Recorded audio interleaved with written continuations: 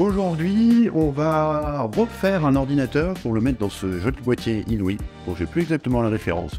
Mais l'idée étant d'avoir un peu plus de ventilation, puisque la config là-bas c'est un Ryzen 9 3090, il y a une 1070 dedans, il y a une carte d'acquisition mais qui va passer sur notre ordinateur. On est pour l'instant 96 Go de mémoire vive. C'est un ordi qui me sert aussi bien pour le montage vidéo, qui est aussi pas mal taillé pour pouvoir faire de l'Unreal et un petit peu de 3D. Du coup, ça chauffe quand même pas mal, surtout dans ce petit boîtier que je laisse ouvert depuis un moment, qui prend la poussière et le refroidissement n'est pas optimum. Donc dans ce boîtier, on va avoir un petit peu plus de place. Commencer par démonter cet ordi là-bas. On va commencer par lui faire un petit dépoussiérage aussi au garçon là.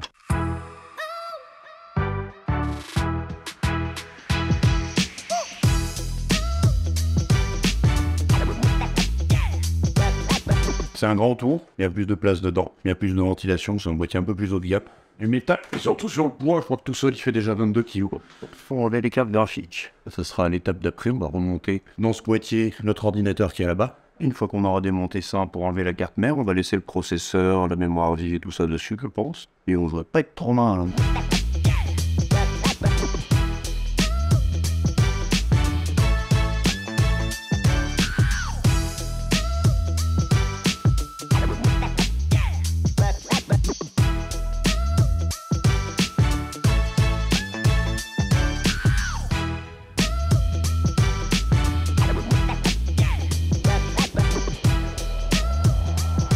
Bon, on en a fini avec ce premier ordinateur, donc on va continuer sur les deux autres. On va continuer à déshabiller Paul pour rhabiller Jacques. Donc en l'occurrence Paul et Jacques. Donc on va récupérer le boîtier de l'ancienne config, déshabiller celui-là pour construire celui-là. On se base d'abord sur une carte Asus Prime X570 Pro, exactement la même que ma configuration principale, et qu'elle a surtout 3 ports PCI Express en format 16X qui me permettront de mettre la 1070 de cette config et de mettre une et deux cartes Blackmagic, puisque j'en ai une ici qui vient de l'autre config, une autre là. On va récupérer aussi le Ryzen 5, on va le foutre sur cette config là. Les 16 Go de mémoire vive là vont rester dans cette config là. Dans celui-là, on va mettre d'Aribjo 2x16 Go que j'ai récupéré dans l'autre config là-bas, puisque maintenant je suis en 2x32. Et on va aussi récupérer ce petit M2, c'est un petit M2 Western Digital Blue, qui me servira pour le système ici.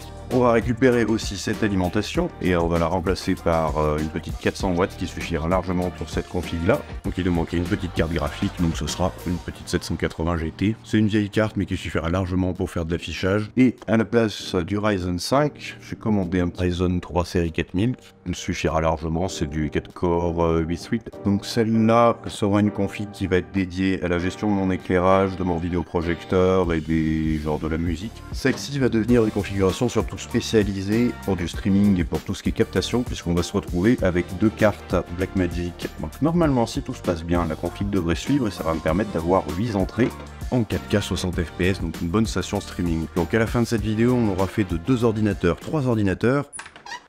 Voilà 2 petits colitomanes. Et ça sera pour une autre vidéo, mais qui va aussi dans l'enchaînement de celle-là, qui est une nouvelle version du studio. Et la deuxième partie, ça va être toute une partie de recomposition du studio et de la partie éclairage. J'attendais d'avoir un petit peu de sous pour pouvoir investir sur un pont qui va me permettre d'avoir des points fixes d'éclairage qui ne bougeront pas, qui ne seront pas dépendants du pont. Mais ça sera une autre vidéo, je pense. On va commencer par déplacer les ventilateurs. Là, l'idée, c'est simplement d'avoir une merceau horizontale avec une entrée d'air devant, au-dessus des cartes graphiques, et une sortie d'air au-dessus là-haut.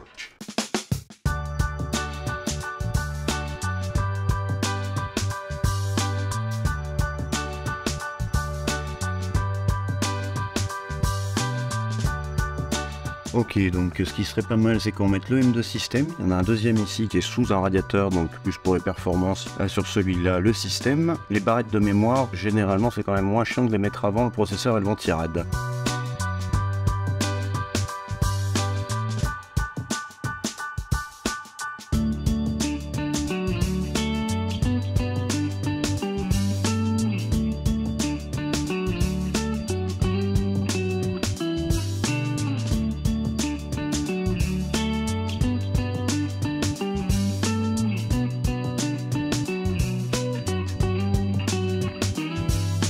Trois jours plus tard, 19h30, il fait déjà nuit. Il nous reste à monter 7 alimes dans ce boîtier pour pouvoir monter 7 cartes mères aussi dans ce boîtier pour pouvoir monter 7 cartes graphiques.